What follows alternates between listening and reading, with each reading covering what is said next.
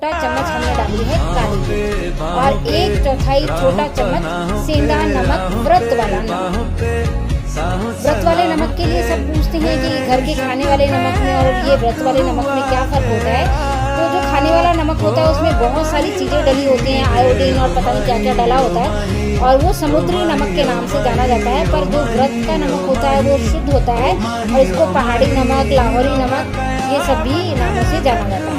तो हमने व्रत वाला नमक ही लेना है और इनको अच्छी तरह से मिला देना है।